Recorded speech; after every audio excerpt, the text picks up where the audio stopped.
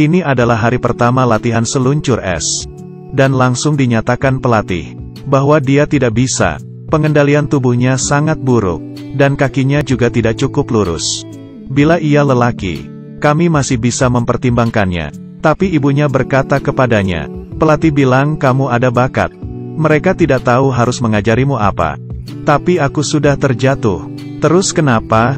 Kamu lihat mereka, pasti mereka juga pernah terjatuh. Ibunya menggunakan kebohongan untuk mempertahankan kepercayaan diri anaknya.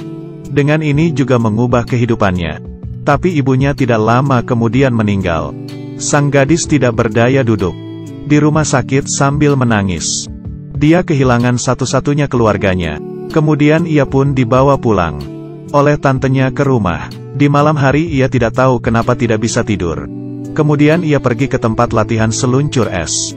Dan hal ini dilihat oleh pelatih. Ia melihat dia tidak berhentinya terjatuh, tapi tetap terus bangkit lagi. Pelatih pun menyuruhnya untuk datang besok ke sekolah. Asrama sekolah sangat ketat. Saat makan harus baris dengan rapi. Menunggu gurunya mengatakan perintah. Semuanya harus duduk berbarengan. Tiap hari juga harus melakukan latihan ketahanan tubuh yang tinggi. Bahkan ikat tali sepatu pun harus berlomba. Nadia yang baru masuk nilainya berada di paling rendah. Tapi dia pantang menyerah. Tiap hari setelah membuka mata langsung mulai untuk latihan. Kemudian seluncur es. Seperti ini berlalu selama 4 bulan. Nilainya di setiap aspek mendapatkan nilai paling tinggi. Tapi ini membuat murid lain merasa iri. Di saat ia tidur, mereka mengambil sepatu seluncurnya, lalu mengotak-atik pisau di sepatunya. Keesokannya di hari penilaian, Nadia yang pertama untuk tampil. Tapi ia terjatuh. Tapi dia tidak terganggu usaha latihan kerasnya, sehingga dia sudah memikirkan bila terjadi hal seperti ini.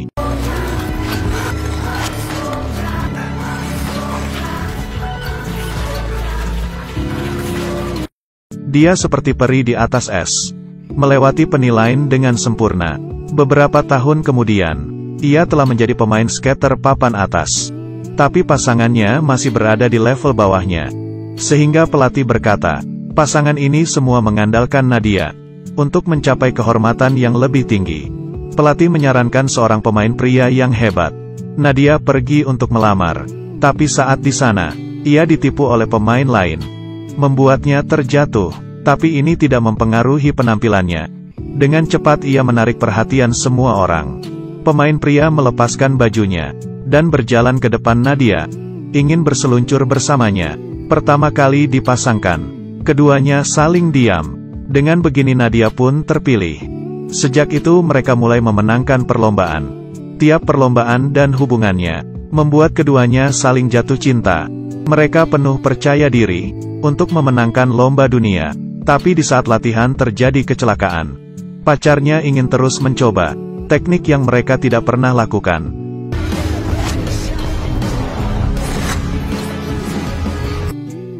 Keduanya pun terjatuh, dan Nadia terjatuh ke dalam air. Untungnya ia tertolong.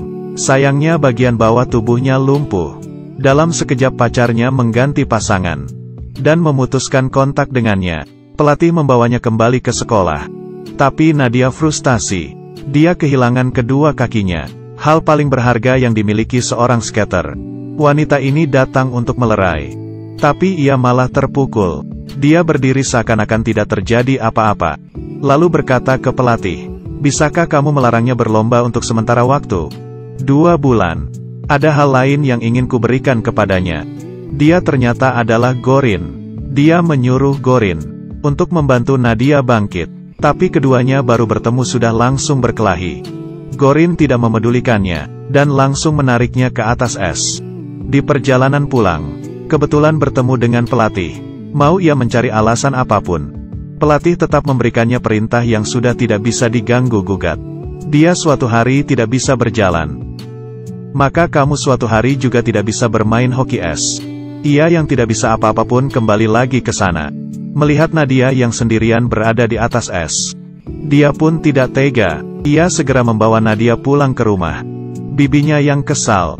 Gorin pun kembali lagi dan membela Nadia. Keesokannya, ia membawa perlengkapan hoki es dan memakaikannya ke Nadia. memperlakukan dia sebagai target hidup. Tidak berhentinya menggunakan hoki memukulnya, dan langsung mendorongnya ke bawah di atas es. Untuk mencari kembali perasaannya, aku sangat berterima kasih kepadamu. Akhirnya hal ini membuat Nadia tidak tahan lagi. Dia mengatakan dirinya tidak ingin berseluncur lagi. Tapi Gorin terus-menerus menyemangatinya, bahkan memperlihatkan kepadanya jimatnya. Kemudian ia mencari kembali sepatu es yang diberikan oleh ibu Nadia. Ia mengambil tali sepatu dan menjadikannya gelang, dan menjadikannya sebagai jimat. Kemudian ia mencari cara untuk membuat Nadia bahagia. Tapi ia tidak memperhatikan mobil di jalan. Kemudian kaki Nadia sudah mulai bisa merasakan. Bahkan dokter berkata, ini adalah suatu keajaiban. Gorin pun juga tidak percaya. Ia memijit-mijit kaki Nadia, kemudian mengambil palu. Selanjutnya Gorin mulai membawanya ke tempat fitness untuk latihan. Tiap hari makan telur, lalu terus latihan. Di bawah bimbingannya, Nadia mulai memakai kembali sepatu esnya. Dan perlahan-lahan melalui hari-harinya, keduanya mulai terjalin suatu hubungan. Dan semakin membaik. Kabar pemulihan Nadia juga diketahui oleh pasangannya.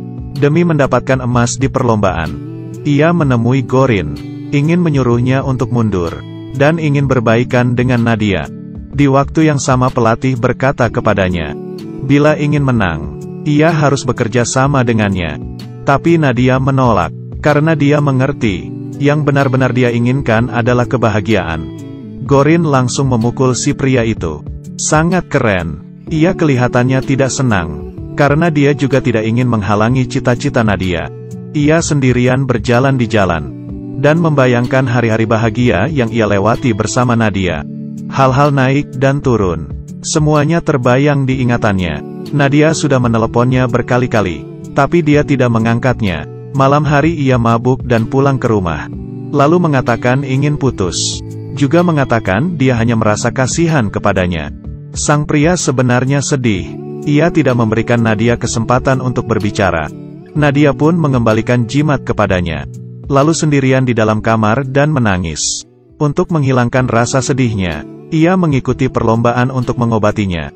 Dia menemui pasangannya sebelumnya, lalu mendaftar perlombaan tingkat dunia. Semuanya kembali menyoroti mereka, yang akhirnya kembali mengikuti lomba. Perlombaan mengandalkan tekniknya, untuk memperlihatkan penampilan yang sempurna. Tapi di saat langkah terakhir, mereka bertabrakan dan terjatuh. Dan adegan ini dilihat oleh Gorin yang menonton dari TV. Dia langsung ke tempat perlombaan. Setelah perlombaan pertama selesai, dokter menemukan alasan kenapa penampilannya gagal. Itu adalah masalah mentalnya, dan menyarankan Nadia untuk mundur dari perlombaan. Tapi dia bersikeras untuk tetap lanjut.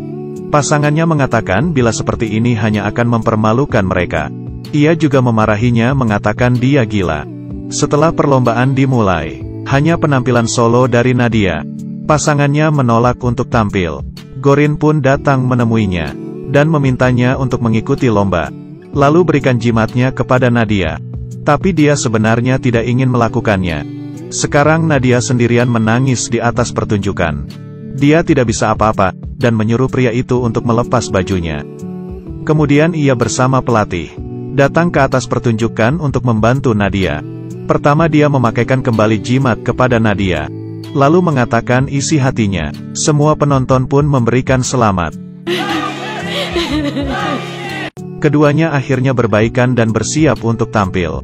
Tapi pihak panitia menolak untuk memutarkan lagu. Dan di saat itu penonton membuka lagu. Berawal dari satu orang lalu semuanya. Keduanya mengikuti alunan lagu, dan memulai penampilan mereka. Teknik Gorin tidak dihitung sempurna, tapi dia mengeluarkan usaha kerasnya. Perlombaan ini sudah pasti tidak ada hasilnya. Tapi untuk mereka sendiri, mereka sudah merasa cukup. Ini adalah film yang diadaptasi dari kejadian nyata.